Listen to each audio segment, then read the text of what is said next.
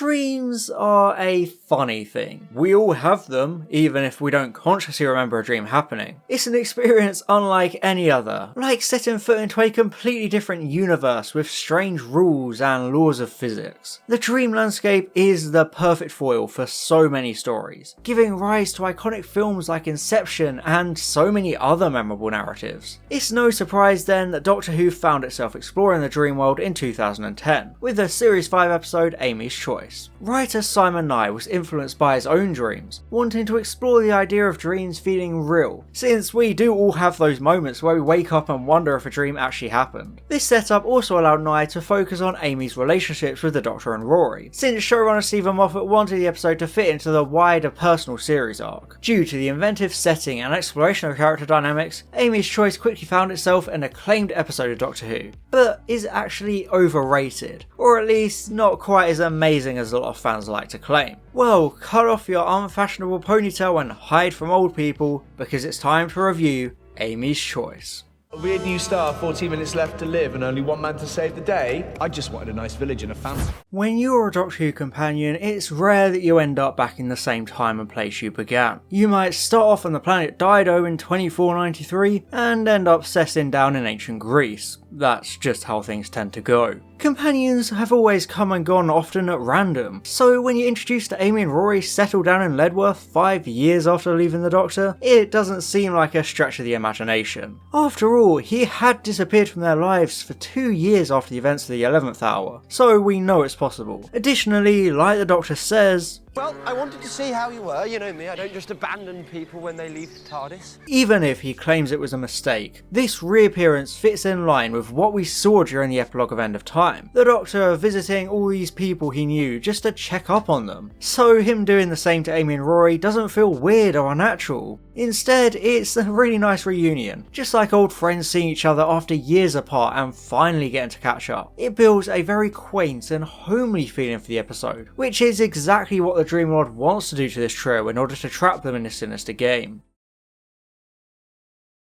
Speaking of, I absolutely adore the transition into the apparent real world. It's very eerie when they work out they were all sharing the exact same dream. Think of how personal dreams can be, how specific or detailed the surroundings or events are. It's basically impossible for 2 people to have the exact same dream as each other, let alone 3. So the fact they can all corroborate the same details is a very chilling indication that there's something wrong. It introduces the dream concept very well, but what really sells it is them waking up again in Ledworth. It would be fine enough just to have them in the TARDIS freaking out about the dream, but to put them back in makes the audience and characters start questioning everything immediately before the titles even roll. It sows the seeds of doubt very early on and very effectively, since it makes sure to establish that both are just as likely to be a dream as the other. I even think the camera movement helps to sell the disorientation of such a reveal, like sending your brain spinning around. It's the perfect cold open for an episode like this, putting all the pieces into place right from the very beginning. You have your mystery set up from the get-go, you're introduced to both pivotal locations, but more importantly, it also keeps the audience confused and in the dark, so we're on the same level as the characters. 2, you can't spot a dream while you're having it.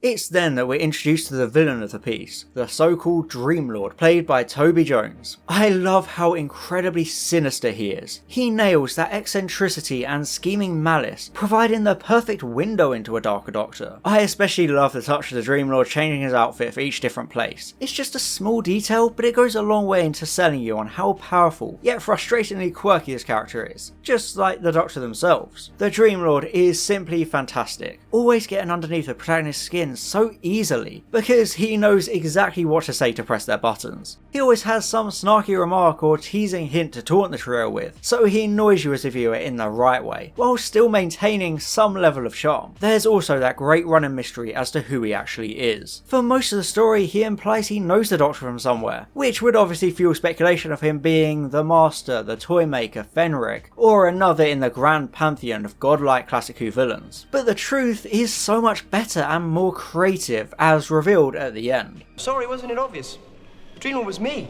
This turns the villain into the ultimate antagonist, the kind of presence we've never seen before outside of maybe the Valeyard. Up until Day of the Doctor, the New Who incarnations hated themselves and carried a lot of guilt for the Time War. Like the Doctor implies in this episode, he hates himself more than anyone else in the universe, which really illustrates just how much darkness he carries. The Dream Lord is literally the personification of his dark side, which makes him the perfect person for this specific incarnation to face off against. Unlike the 9th and 10th Doctors, the 11th Doctor is less angsty and more whimsical, a happier and youthful incarnation. Well, in Series 5 at least. Having an entire antagonist representing his darker emotions provides a sobering look at just how much he bottles things up and hides from himself. It adds such a great, new dimension to the main character, making himself his own worst enemy. Not only does it make for a good reveal at the end, but it also works well on rewatches, because you start to notice the small details that give it away, such as all the one-liners and mocking jokes. Your brain is completely see-through, but then I've always been able to see through you, Doctor. The Dream Lord is almost omnipresent. He can always see what the characters are doing and manipulate their actions. He's always listening and can send them to sleep with a wave of his hand, so you truly understand the threat he represents. He's not physically there, which means the Doctor has to work extra hard to get out of this situation. I think the Dream Lord is the best type of villain for such an unconventional episode. He's almost like the celestial toy maker, presiding over the heroes and playing with them. He's a cosmic threat unlike any other, with ultimate control. He doesn't have some grand plan of universe domination. He essentially just wants to fuck with the protagonist and pit them against one another. It's representative of how, to the Doctor, people can sometimes just be playthings, chess pieces to manipulate in a greater game. Since the Doctor is a hero, they suppress that worldview and try not to use people that way. Although stories like Journey's End show how much it slips through anyway. Because the Dream Lord is their darker side, we get to see it in all its sobering horror. So it gives the Doctor a lot to do in the story, having to confront his own sense of identity. For some reason, people always ask for the Dream Lord to come back, but I feel as though that misses the point of the character. He's meant to be a one-off villain tailored for a narrative like this with this incarnation. He isn't a physical entity since it is just the Doctor, so there's nowhere else you can really take the character. To bring him back would devalue it, because as it stands, he's just perfect the way he is in this episode. However, a villainous presence I don't like nearly as much is the threat in the Ledworth dream. The Dream Lord promised danger in each scenario, with one being the cosmic anomaly of a seemingly impossible cold star, and the other being a horde of evil alien pensioners. What's this?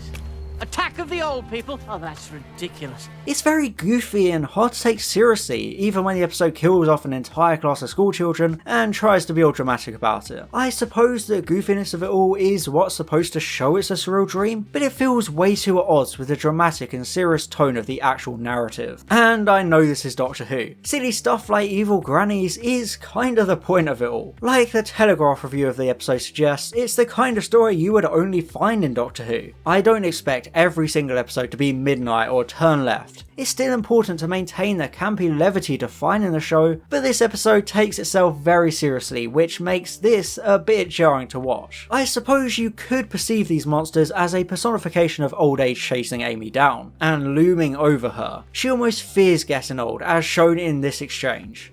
We have to grow up eventually. Says who? Her fear of life with Rory is the boredom and normality of it all, which can be communicated through old age itself attacking them. But it's just hard to feel threatened by old people spraying disintegration mist out of eyeballs in their mouths and creating makeshift siege weapons to assault a cottage. The reason for this lighter presentation is because Nye didn't want to make children scared of their grandparents, which is understandable, but it ultimately damages the threat of the monsters because the episode pulls its punches as a result. But hey, at least we get Rory going full ECW on an old lady. Speaking of Rory, a major part of this episode is untangling and strengthening the relationship between him and Amy. Now, if you know me, you'll know I absolutely hate Amy and how she treats Rory. Even from the very beginning, she pretended he wasn't her boyfriend, then she runs away on her wedding night and tries to cheat on him with her stepson. So she's not exactly going into this episode with a great track record. I like the realistic touch that Rory is still rightfully annoyed at her actions so far. In Vampires of Venice, he mainly targeted the Doctor because because he was the one who just appeared in their lives and ruined everything for him. But on the other hand, Amy made the decisions she did, like running away and trying to bonk the Doctor, so it would make sense for Rory to direct his frustration and feeling of betrayal towards her. After all, she was mistreating him long before the Doctor came along and made him feel inferior. I appreciate there's a clear rift between the pair. There's an element of trust issues, along with forcing Amy to choose between the Doctor and Rory. It creates the kind of love triangle I would usually despise, but I think the character dynamics of this episode make it work well, since it actively focuses on the struggles and personal relationships of the protagonists, the Dream Lord wanting to drive a wedge between them all. Oh dear, Doctor. Dissent in the ranks. An important thing to note is where the dreams actually come from. They're not just plucked out of thin air, they're personally tailored to the characters. The Cold Star is the Doctor's dream, whilst Ledworth is Rory's. But the thing they have in common is Amy, who wants both at the very same time. Rory is that loving and loyal husband she can settle down with, but she still craves that adventurous and exciting life with the Doctor. Right from the beginning, she has tried to have both, running away in the TARDIS but still wanting to make it back in time for the wedding. In a time machine. It could be the night before our wedding for as long as we want. This is actually a common theme throughout modern Doctor Who, even extending to the spin-offs. Once you get a taste of life with the Doctor, it becomes like an addiction. Companions are always telling themselves they can stop whenever they choose, but as we've seen with Rose and Donna, they can't, and it always comes back to bite them. Like those others, Amy wants to balance both sides of her life, but it's impossible. Since she's in the middle, she has to try and juggle both dreams, which is a fascinating way to structure the Dreamworld narrative. It's her choice because the others have their minds made up already. The Doctor only has Rory on board for Amy's sake, and Rory has only agreed to travel because of Amy. That's why the Dream Lord chose the two contrasting scenarios, to single her out. He's not really asking her which one is real, but more so making her choose the reality she would prefer to be real. It's a wonderful character struggle, on paper. The problem is, it hinges on you liking Amy. Since I don't like her as a character, I don't feel as much investment in the difficulty of her impossible dilemma. The way she treats people, specifically Rory, makes me not care what happens to her, which therefore kinda makes half the episode fall apart. For me at least. Even so, there's a really strong scene between Amy and the Dream Lord as she tries to work out who he is and what he wants. Although I don't really like the weird, out of place sex joke. Anything could happen. Seriously, what is it with this era and sex jokes? They're everywhere. Nitpicks aside, it's often necessary to have these face-off scenes between protagonists and villains, but it's all too easy to fall into the trap of having the antagonist exposit the entire plan in a convenient speech. This doesn't really happen here, at least not in the disruptive and convenient way it often does. Instead, he taunts her by hinting at his plan, pushing her further into her corner because either way, he wins. No matter who she chooses, the Dream Lord still comes out on top because of the perfect trap he's crafted. It's also a moment that shows how crucial Amy is to the whole puzzle. It basically turns to you and says, "Remember the title? Yeah, we meant that literally." It's a brilliantly written and acted confrontation which furthers the narrative in a smooth and character-oriented way. The Dream Lord can split them all up to make them weaker, therefore giving him the opening to play on Amy's insecurities. It's also because of the scene that the choice isn't as easy as it would have been at the very beginning. By this point within Series 5, it would seem easy for her to just pick the Doctor, because why would she choose the dorky and lame Rory? A confrontational scene like this is important for making the choice a little less clear-cut, because it shows Amy that the Doctor isn't perfect. She's built up this idealised perception of him, but because the Dream Lord is the dark side of the Doctor, he knows how to make Amy doubt her hero, because he knows how insecure she is about being abandoned by the Doctor. It's a good scene levelling the playing field, but that also leads to one of the main problems with the narrative, Amy choosing Rory.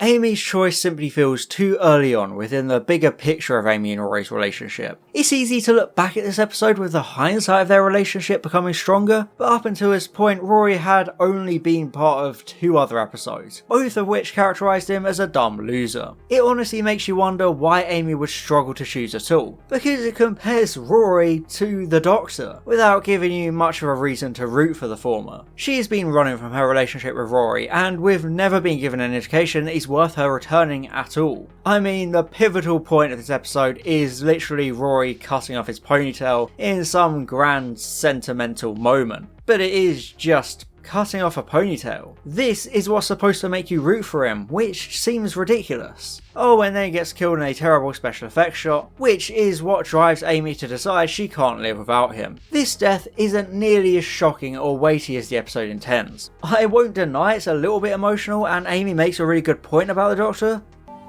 Then what is the point of you? But it falls short because of Rory's characterisation, since we really only had Vampires of Venice showing them as a couple travelling in the TARDIS. If we had even one more episode where Rory was shown to be a bit more important to Amy, it would help bring everything a lot tighter together. But as it stands, this development feels way too quick and unnatural. Now obviously there wasn't actually room, since Hungry Earth and Cold Blood come next and kill him off. But I can't help but feel as though the resolution of Amy's choice relies heavily on a relationship dynamic that wasn't even there yet. I know there's that whole idea of not knowing how deeply you love someone until something bad happens to them, but her sudden deep love seems to materialise out of nowhere, which just feels jarring. This is meant to be the episode that manoeuvres her into embracing her love for him, but this is a problem because her decision is built off a level of love we haven't been shown enough of. I love Rory and I never told him. I mean, sure, cool, but as an audience we could have done with understanding that beforehand to actually make the choice more compelling from the offset. But then again, I guess I just don't have the necessary IQ to understand this intellectual episode. Also, this impact at this speed wouldn't kill them, but that's none of my business. Yes, the day is seemingly saved as Amy decides Ledworth is a dream. The Dream Lord conceding defeat and peacing out. However, much like Inception in the same year, you can never be so sure you're actually awake. Because it turns out the Cold Star is also a dream, which is a fantastic final twist. Having a dream within a dream is often a cop-out, but this is a masterful way to handle it, especially since the Doctor works out because the Dream Lord is his darker self. He was offering us a choice between two dreams. It makes sense he'd realise this, because, you know, he knows himself. So I think the concept is handled well, playing on the Doctor's sense of self extremely effectively. It's a suitable payoff to the story, even if the whole "it was all a dream" ending is overplayed as all hell. And one thing I really respect an eye for is compensating for both scenarios being a dream. By having that twist, it could be seen as devaluing Amy's decision, because neither choice really mattered in the end. It dodges the dilemma of choosing between the Doctor and Rory by going a sudden third way. However, even though a lot of writers would have unfortunately left it at that, the epilogue of this episode does clear things up, because Amy took a leap of faith, proving she chose Rory after all. I think it's a good way to wrap things up and pay off the character work, although it just doesn't quite feel satisfying enough due to the lack of bonding moments going into the episode. So it still comes across a bit too sudden for them to be all happy and deeply in love. I do like Amy's choice. It's one of the better episodes in the wildly inconsistent Series 5. It has an absolutely fascinating premise, with the two dreams reflecting the two main aspects of Amy's life since she met the Doctor. It's an interesting way to explore her identity and struggle for control, but this also makes the ending a bit unsatisfying, since Rory hadn't been a part of the show long enough for the whole choice plot point to actually play out successfully. Karen Gillan does a good job though, adding some more depth to Amy, as much as I dislike the way the character herself is always written. I think the Dream Lord is an amazing aspect to the episode as well. Toby Jones absolutely nailing the Doctor-like aura in combination with the sinister and despicable presence needed to communicate the character being the Doctor's dark side. The zombie-like alien villagers are a lot more redundant and unimaginative though, not coming off as enough of a dangerous threat to match the tone or the stakes of the episode. All in all, I think I would give Amy's choice a B ranking on the Series 5 tier list. It does a lot of really great things with the characters and the settings, but it just falls short with enough aspects here and there to lower the rating down from an A. It was designed to be a budget episode with limited effects and the TARDIS as a main setting, but the use of this TARDIS setting doesn't seem very creative, since it's really only there for conversations and feels less interesting as a result. The story is paced well though, with the dreams switching on and off smoothly enough to keep the episode ticking along at the perfect speed, but the tone leaves a lot to be desired since it's quite a jumbled mess. The actual choice Amy makes also doesn't work the way it was intended to, since there's not a whole lot of dramatic tension there. Ultimately, the episode is carried by the Dream Lord, since it would otherwise feel like quite a run-of-the-mill Doctor episode. It's snappy and witty enough to make for enjoyable viewing, but it ends up leaving you with the impression it had a lot more to give, and maybe pulled its punches a bit too much to achieve its true potential. But hey, that's just my opinion. If you don't agree, you can just pretend you're dreaming. And I'd like to give a special thank you to all my gold level patrons: Alex Marston, Basil Disco PhD, Calvin, Daniel Shillito, Franz Horn aka Line Vortex, George, Herna Verzog and Stefan Never Miller. Thank you so much for your support.